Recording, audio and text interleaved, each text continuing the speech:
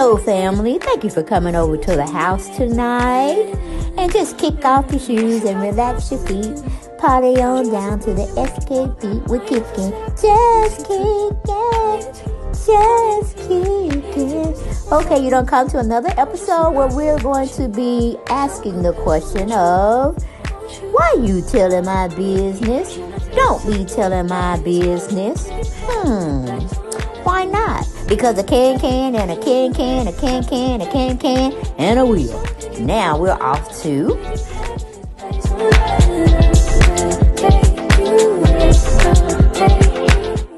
Hello, everyone. Hello. And I am so glad you are here today with me. And you know we're going to talk about something and everything. We're going to get into it. But I just wanted to say hello, and hopefully each and every one of you all are doing fantastic. Welcome back. That's the next thing I have to tell y'all. Welcome back, and welcome back to the channel. Then you had to come over here. No, sure did. But you were like, let me go see what they're talking about. I know she ain't talking about nothing but a piece of shit. But it's something. And I'm going to go on over there and get me my little kikis and my little ha-has. Okay? But don't forget, as you come into the house, or when you leave in the house, subscribe to the channel if you haven't done so. Come off that fence, come off that curb, come from in the bushes. Just come on into the house. And I say welcome to my YouTube family. Okay? But as we always have to say, like, share, and subscribe, and comment. You know I like the comments, even though y'all be coming for a sister, but it is what it is. That is my channel, okay? That's my original channel, and this is my second channel, all right? We need you all to go over there, do your thing, subscribe to the channel so we continue to grow, all right? But we know we have to use this fair disclaimer act. Everything we doing over here is alleged. Alleged. Get it into your mind. Everything you hearing over here at the house is alleged. Okay? Because we don't know nothing to be factual, because we too sorry to go into, just to go into investigating the situation. Unless it's just one thing that just picking at me, just gnawing at me, and I have to go see it for myself. But then that would be an exclusive. Okay? So, we don't get too much into those, but we got to have a talk. We got to have a conversation. We got to get into it, because this person that we're going to be talking about, child, I can't keep it undercover any longer. We got to talk about it. We got to have a conversation, and why don't we get right on into it?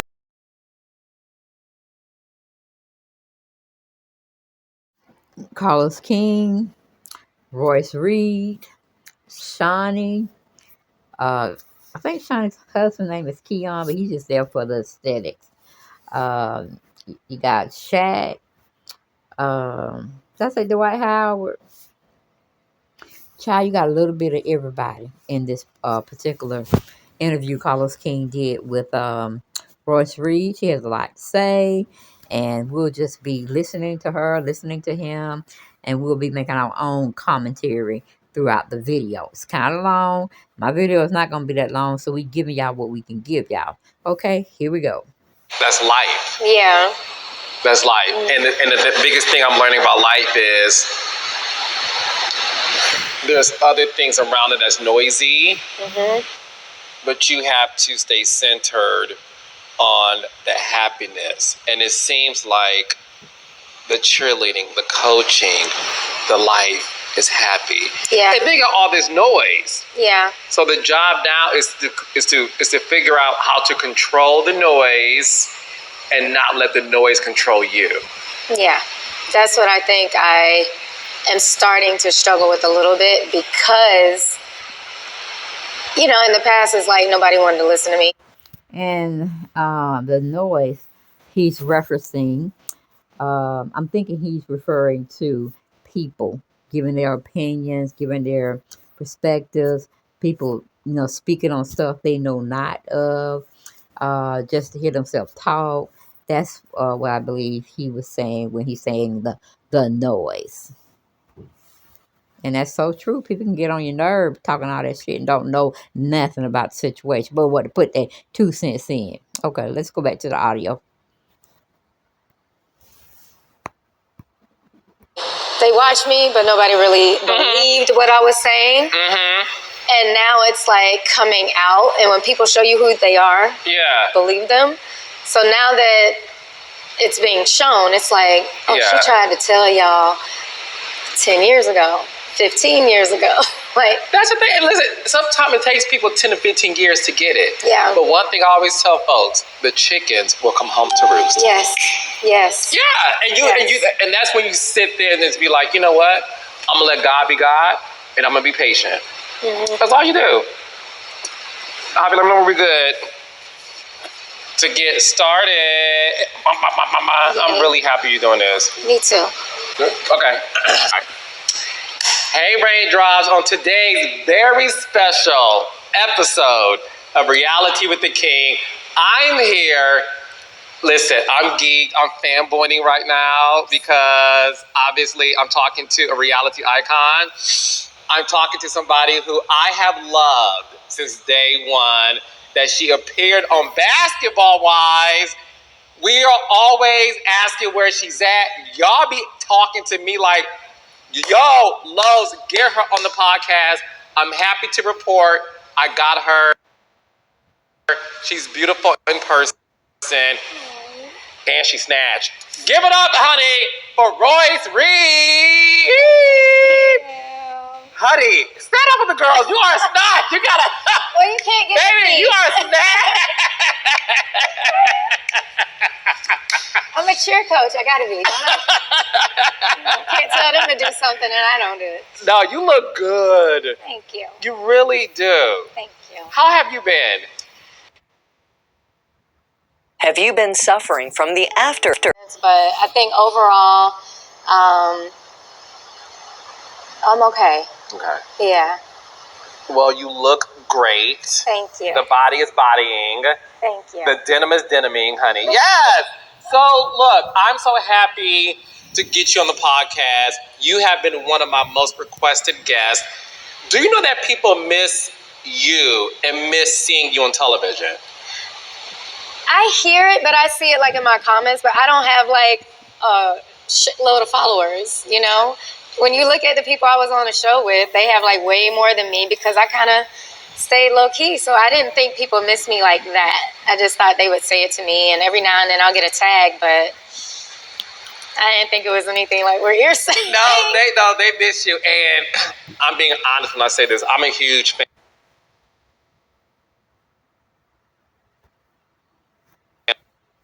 of Basketball Wives. I love this show. I think Carlos King and other followers or fans, they miss her on Basketball Wives, starting up shit or stuff getting put at her door, and she coming for it, okay? She's coming for the person that put that shit at her door. That's what you miss, Carlos, I'm thinking. The drama of it all.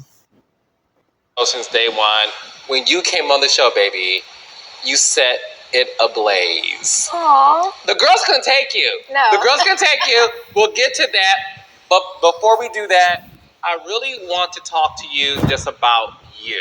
Yes. You know, because I do feel like you're still like this mystery, which is very interesting. So one thing we know about you, you're a bomb-ass dancer.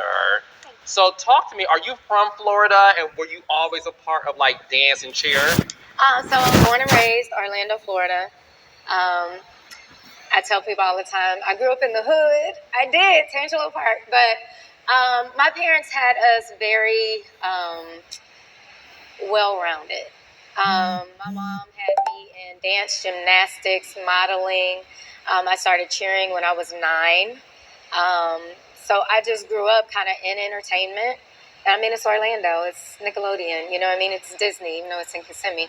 But that's just kind of what I grew up around. They were very strict. I wasn't allowed to date until I graduated high school. Yeah, so I think me Were you Jehovah's Witness? No, they just were like, my dad was like, you think I'm going to let some teenage boy come and pick you up and take you somewhere? Yes. That's exactly what I expected you to do. And that's what I want to happen. Because I feel like when I went. Child, now you trying to say you didn't go to prom in your junior and senior year? Royce, I don't believe that, girl. I don't believe that now. Mm-hmm. Went to college, I went to FAMU. It was a culture shock. Even though I grew up in the hood, I was always around black people. I always went to a white school. I wasn't allowed, like I said, to date or really hang out with my friends, so I didn't know how to navigate that. Even when it came to, like relationships, the boyfriend that I had in college, I swore I was going to marry, but I wasn't taught how to navigate a relationship. So it was like, I got mad at everything. I didn't know how to like really fight for stuff, even though my parents to this day have been married for over 50 years. So I saw that growing up, but I also saw divorce. I'm still, to this day, I'm 43 years old, and I'm still trying to figure out like relationships, as you can tell. But aren't we all those sis at the end of the day? Yeah. So you saw that growing up of your parents being married. You did not date until after you graduated high school. So that lets me know you were a sheltered girl. Very. So were you very experimental after graduating high school and like just went boy crazy? No, I definitely. Well, let me say, in a sense, I wasn't having sex. I actually, my virginity was taken from me in college. Yeah.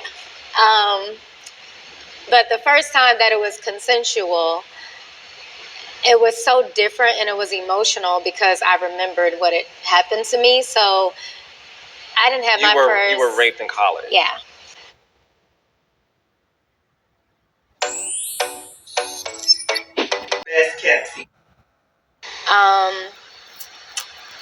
I didn't tell anybody about it until my mom found a poem that I had written. How many years later did you write the poem after it happened? Only like 2 years. And that's when she found it? Yeah, and I had almost flunked out my freshman year because of it, but I just said it was because I was going to all the parties, because I was doing that too. I remember going to my first college party, and my brother was actually there, and the police came, and I'm running around thinking I'm helping by picking up bottles, and he's like, "What are you doing? You're underage." And I'm like, "Oh, yeah." Put it down, and I just ran to the bathroom, or in the back of the house like everybody else. But, the first time it was consensual, I didn't know what it was supposed to feel like. So as I grew up, anytime that I would have sex, it was more so for the guy than it was for me, because I didn't know. And even up until I think a few years ago, I was still kind of hung up on my first real boyfriend, and he just got married. They just had a baby. I'm so happy for him. But it was definitely tough for me to see because I felt like that was my person. But I think he was my person because I felt like that's where I really let go. You know what I mean? If that makes sense. But I didn't have my first orgasm until I was definitely in my 30s. And that was from playing with myself. What, Royce? See, that's what had happened. With me in high school, I never saw the thrill that they were talking about, because the guys I was dating in high school, they never made me come. You know what I'm saying? I faked and shit, because when they skeet up all in you, that shit come back down anyway. So they kind of thought that maybe I did have an orgasm, but I didn't have an orgasm until I was in my 20s, and I was with my daughter's dad. And girl, I said, "Ooh, I ain't gonna never let him go, because I need to feel that every time I have sex." But as you can see, we moved on, and he living his life, I'm living my life. And wait a minute, how I get this to be about me? It ain't about me. Let's get back to Royce. And then I didn't have my first orgasm from like actual penetration until A few years ago. And you're 43. I know. Yeah. Was it mental, you think? It was definitely mental, unless I was doing it to myself, you know? So once I started learning myself, I was like, oh, this is great. I don't need a man, you know? But then I was like, uh-oh. You know, like, I can't just live life like having a vibrator sitting next to me, you know? But now it's like the last guy I was dating, he took time to learn me. Mm. And that made me feel good. I felt special. I felt like I was worth something, you know? Oh, Royce, you are worth something. Yeah, but yeah. When I say, like you say, life be lifing, yeah. you know, what people see on the internet, and I say all the time, what you're seeing on social media is a snapshot of a person. You don't really know what they're actually going through. And I'm that person where I don't need everybody to know when I'm having my worst times, or so I felt. But then as I started telling my story to more people, that's when I realized how many people I was helping, or that when I'm going through therapy, they're also going through the same therapy. When I'm talking about certain things, they're able to relate. So I didn't know people wanted to see that side of me because I didn't think anybody cared. Well, that's I'm sad to hear that, because obviously the trauma you went through having your virginity taken away from you by, I'm assuming it was a college student, to have that happen to you, knowing that you weren't able to give that part of your body. And that's sad that you be really in college or trade school or maybe in high school, but more so in college because, you're not with your parents. You're not in their home where you can get caught taking something so precious as a virginity. And, it just is what it is, basically. But we have to learn how to live with that. I mean, I'm glad Royce went and got therapy, but I don't know if Royce reported that guy. Maybe she probably didn't, because she didn't want all the press on her and people looking at her like she lied. And he probably was some job anyway. But I don't know. I just thought about Medea and them hot grits on the stove. If she ever saw that brother again. But of course, she wouldn't let him know where she stayed or anything like that. I just thought about the hot grits being poured on him. That's all. That's all. But yeah, men gotta learn to stop doing that and knowing it's not right. And women gotta stop doing it too if they're going around here taking advantage of men. You know what I'm saying? But let's get back to the story. Consensually. And what I'm hearing is the trauma that a woman deals with, having her body taken away from her forcefully, right? Forcefully.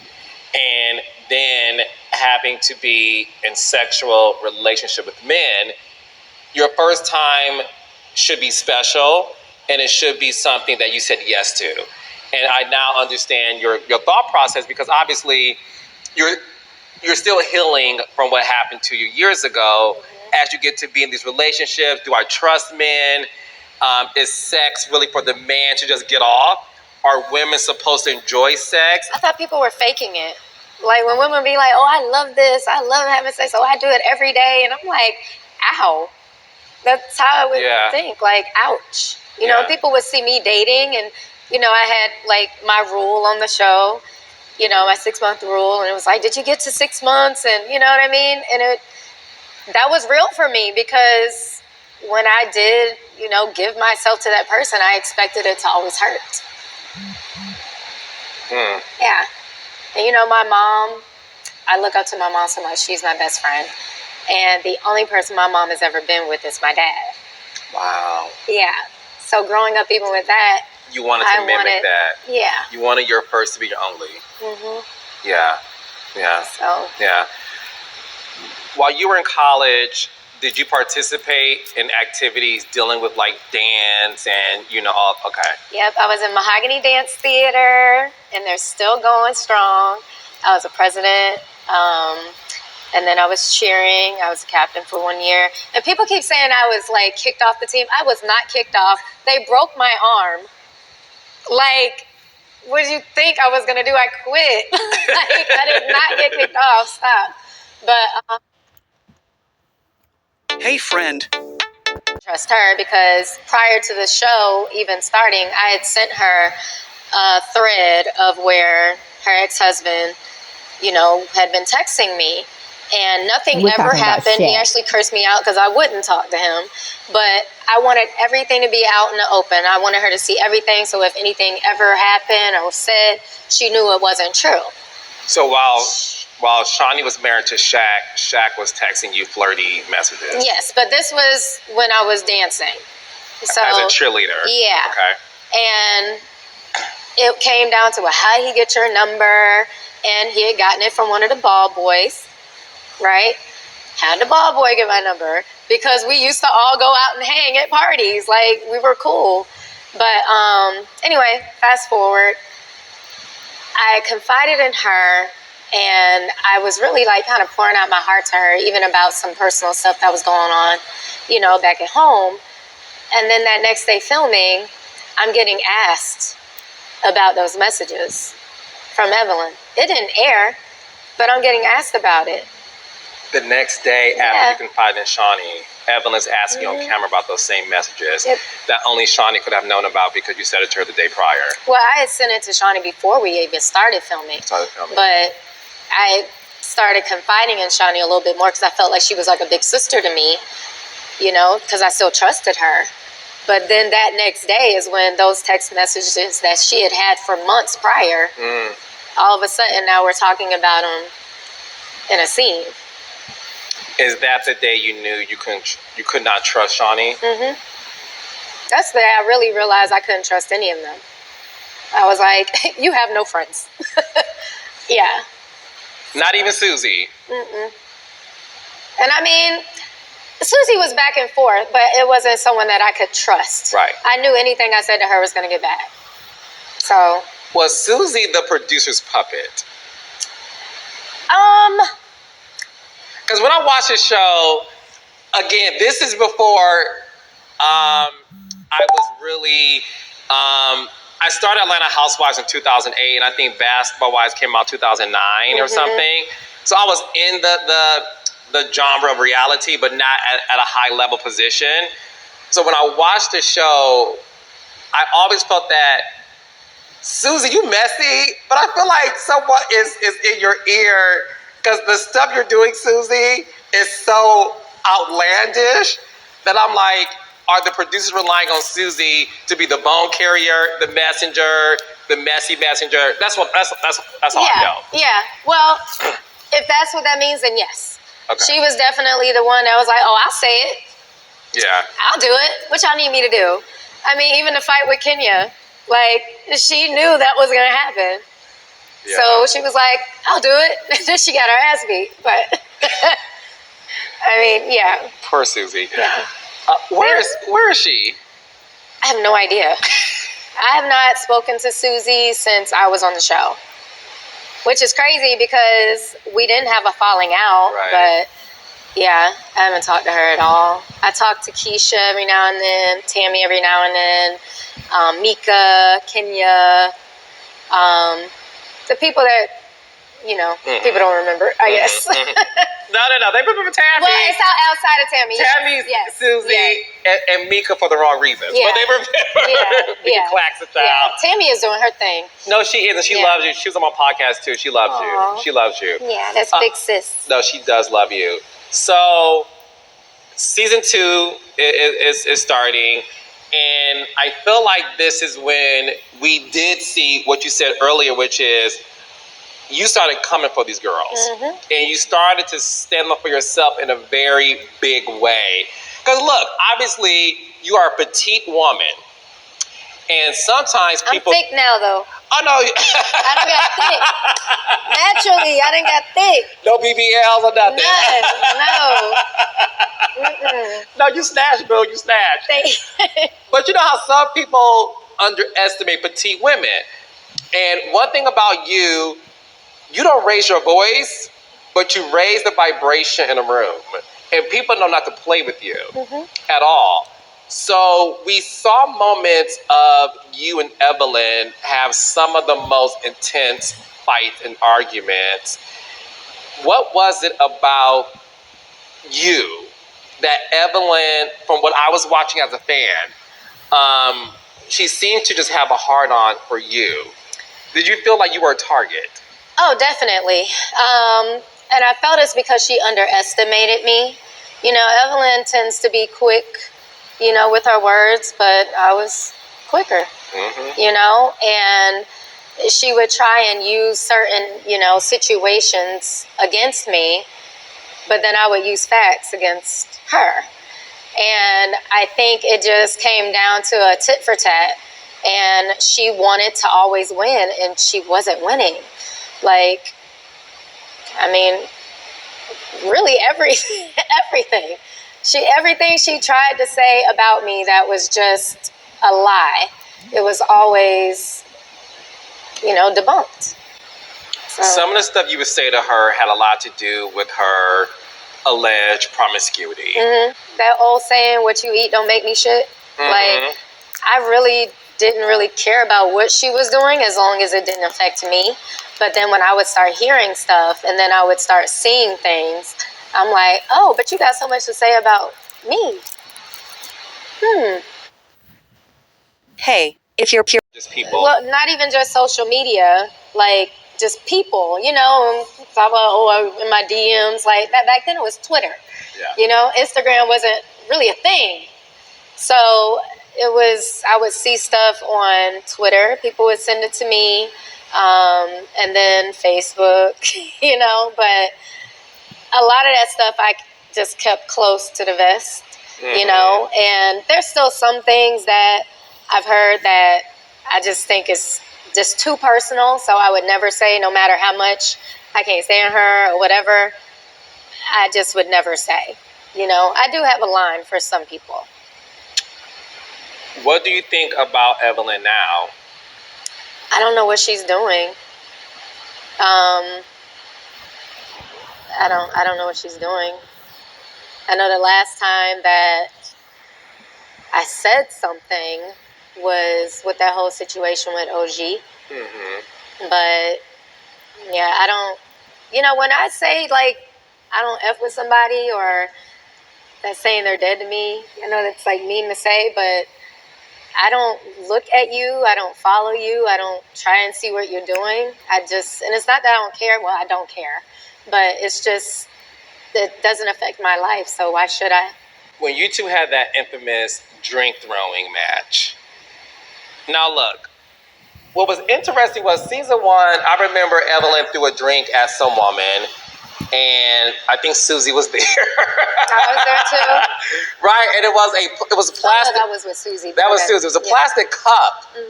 So, okay, I'm like, okay, fine, this was plastic. When y'all threw a drink, it was glass.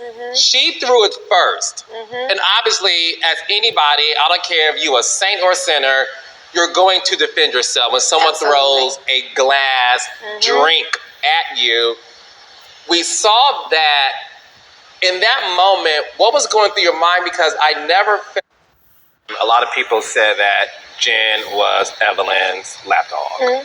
Did it feel that way filming those seasons? Yeah, and I said it. I did. I said it. So I didn't see the need to. How did you feel about... Even that thing with her boyfriend at the time on the show, that young dude? Yeah. Like, something had come out that allegedly it was Evelyn who put it out there that he had tried to talk to me or he had bought me some shoes. Yes. I'm like, now y'all know I wear sneakers. You know what I'm saying? Like, even the shoes I have on the ass keep saying don't show my toes because my toes ain't done. But like... Well, you're a dancer, so yeah, we get it, yeah. But I'm just saying, like, I don't even wear shoes like that. Like, you would have been better off saying he got me some sneakers. But she never came out and, like, said, I know this is not true. She let it go. She just never came out and said anything. And I just felt like that was the final straw for me. Because you knew for a fact it wasn't true, and you still said nothing. Why does it make you get emotional now thinking about it, or talking about it? I guess because I'm an honest person. I don't lie. And if something comes out to where something I said, turns out to not be true, it might be because of what I was told, or it might be because I misinterpreted something. And I'll always admit that. I'll always be like, oh, my bad. Or even when I'm telling a story, I'll say something like, I might be lying to you, but this is what I remember. Mm-hmm. You know what I mean? I don't just make up stuff. And if I know something is not true,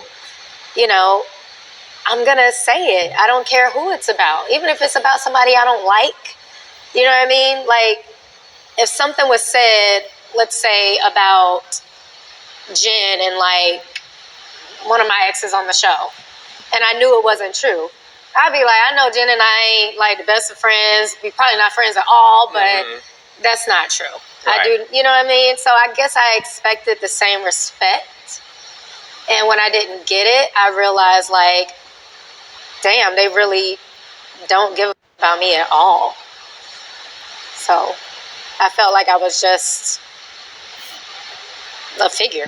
Like, I'm just a cast member. I wasn't a person. You weren't a person. Yeah, I was a character that they could play with. Again, this woman approached you to do the show. You helped pitch it, develop it, and to get it sold. And then all of a sudden, the friendship you thought you had with her went this way.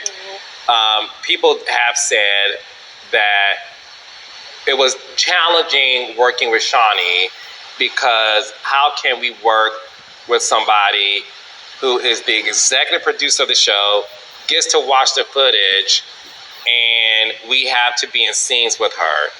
Was that very hard to do? It was, and I think it was probably harder for those who came after me because she was on the show a lot more. When she was with us, she did season 1 partially. And then, she would step in every blue moon, but like with them, she was on the show a lot.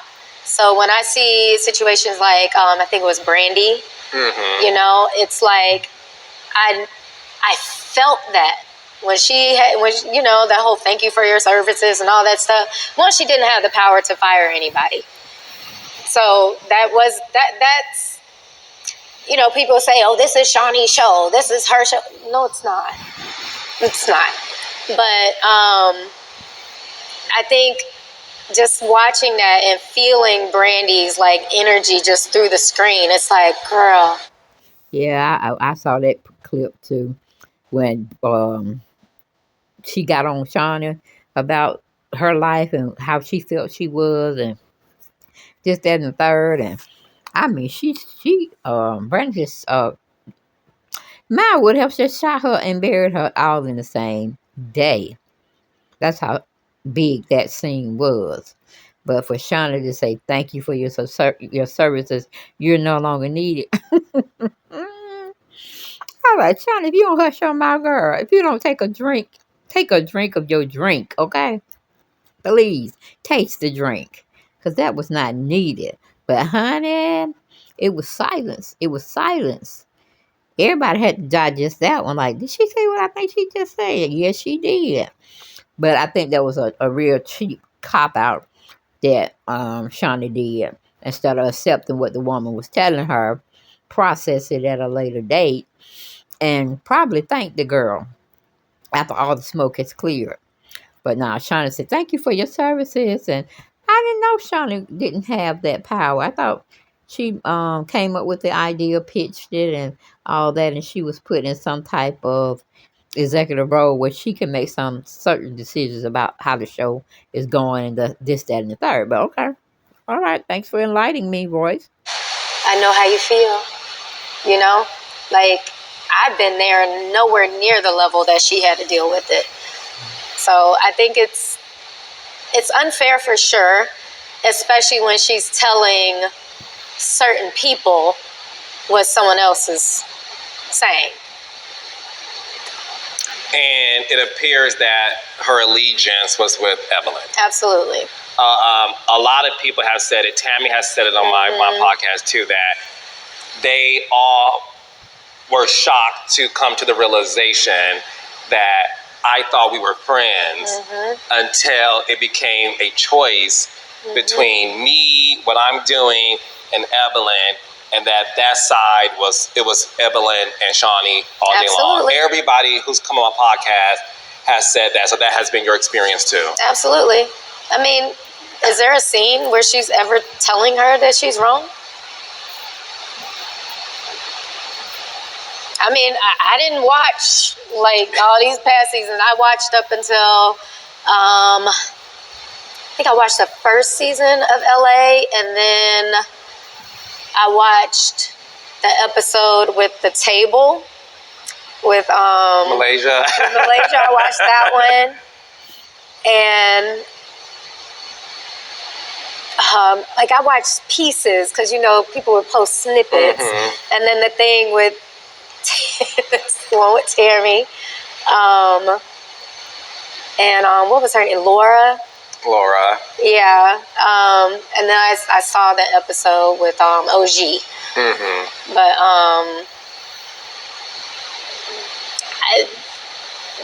from what I remember, I don't ever seeing a scene where she's ever told her that she was wrong.